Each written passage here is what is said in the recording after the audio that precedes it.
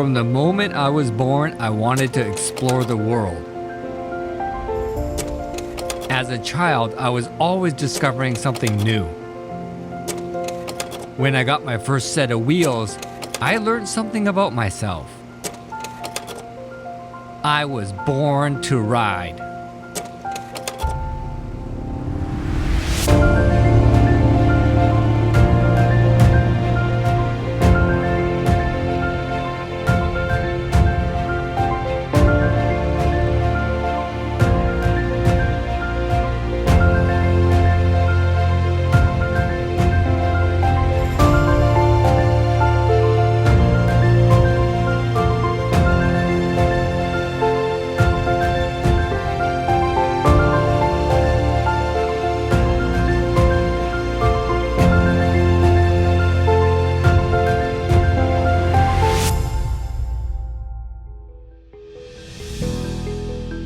On this trip, I'm heading south for a 3-week, 8-state road trip.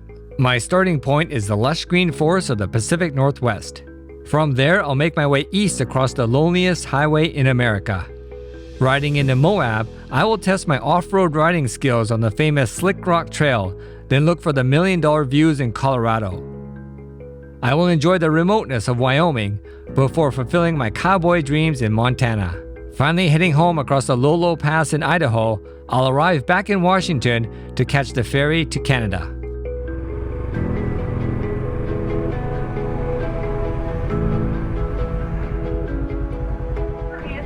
That's right. Once again, I start my journey with a ferry ride from Vancouver Island. This time I'm sailing across the Strait of Juan de Fuca on the Coho Ferry. The Coho has been sailing between Victoria and Port Angeles since 1959, and while it's showing its age a bit with the lack of onboard amenities, the views from the top deck more than make up for it. If you're quick, you might even be able to spot a local pod of killer whales. Disembarking from the ferry, I begin my American road trip at the entrance to the Olympic National Park.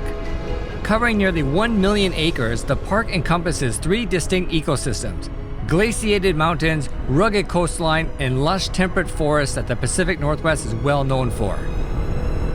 Wow, look at that! That's amazing! Look at that!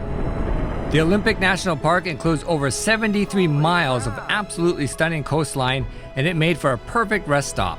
Oh man, that ever look awesome! Holy crap! I gotta stop for a second and check that out. Oh my god, look at that! Stunning!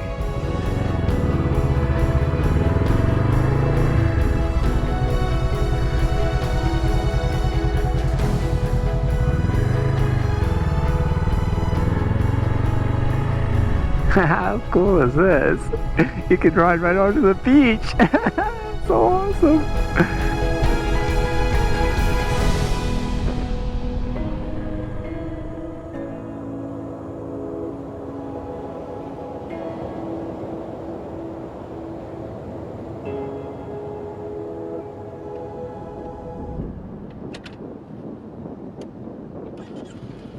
Rest break over, it was time for me to start making my way east across Oregon and up over the Cascade Mountain Range. At a height of just over 14,000 feet, the Cascades extend all the way from British Columbia to the northern part of California.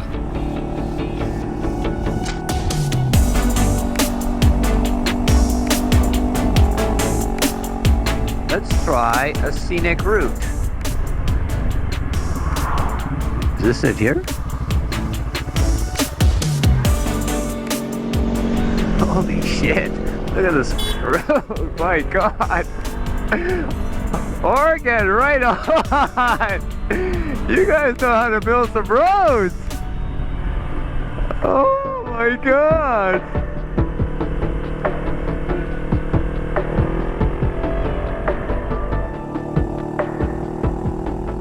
Officially known as Route 242, the Mackenzie Pass is a hairpin-filled road that feels like it was just made for motorcyclists.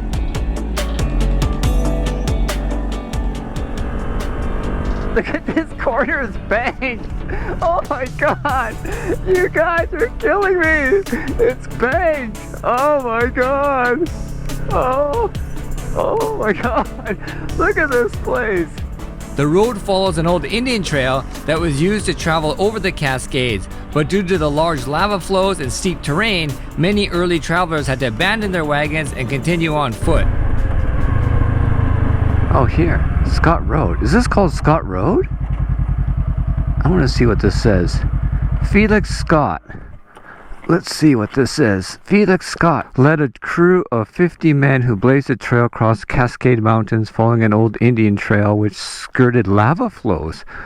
Oh, maybe that's why it's so twisty. Scott hoped to use the new route to take supplies to goldfields in Idaho. Wow, way to go, Felix Scott, and the native Indians who built this originally, and the lava who made all the corners.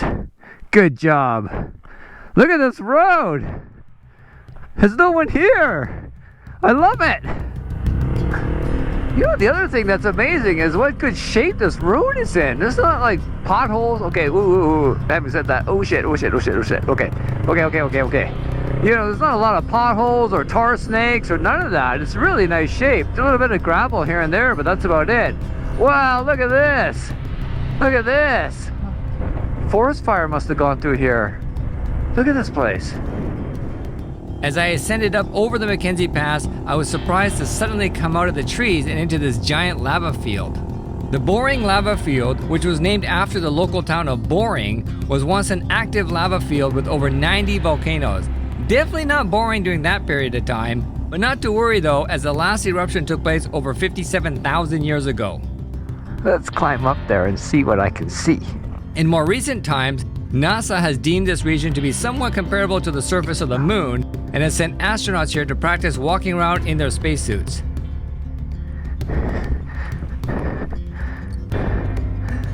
Holy crap! This is all lava.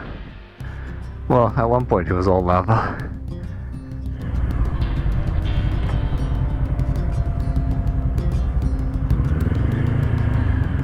What is that? Can you go look out there? The best vantage point for viewing the lava field is from the D. Wright Observatory. This observatory was built during the Great Depression and is constructed entirely of the lava stones from the surrounding area.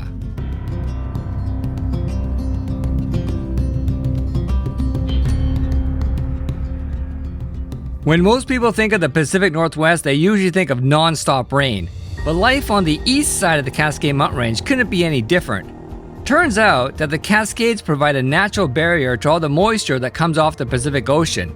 This moisture turns into rain and dumps on cities like Seattle and Portland, but leaves the rest of the state relatively dry. I'm really surprised how diverse Oregon is. You go from the coast, which has got those gorgeous beaches, you got that middle section, which is like nice forest, and then here we are, like look at this place. Looks like desert. One thing that this part of Oregon does seem to get a lot of though is wind. I don't know if you can hear it right now, but it is so crazy windy right now. I'm having to like lean the bike over just to go straight. And this adventure helmet, this part here is like a sail. It catches the wind and then turns my head that way. And you know, on a motorcycle, if you turn your head, that's where the motorcycle goes, right? So, oh, crazy. I'm having to like tuck down, I kept getting hammered around as I tried to make my way east. Eventually the wind died down and I found myself on a huge dry lake bed. The Alvord Desert is the largest playa lake in Oregon, receiving just 7 inches of rain a year. The surface of the lake is as flat as a pancake and as dry as a piece of toast. These conditions make it ideal for blasting around on a bike or even in a car. In fact, there's been a few land speed records that have been set here. In 1976, Kitty O'Neill set a land speed record by driving her rocket-powered car to a top speed of 621 miles per hour. Unfortunately, land speed records and 500cc motorcycles are usually not uttered in the same sentence, but I had fun zipping around on the donkey while enjoying the tranquility of the Alvord Desert.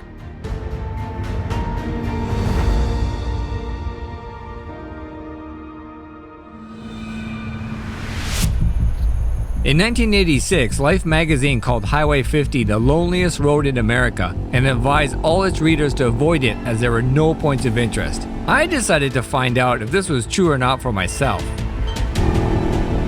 What a fantastic little town. It's unbelievable. My next stop, which takes me underground.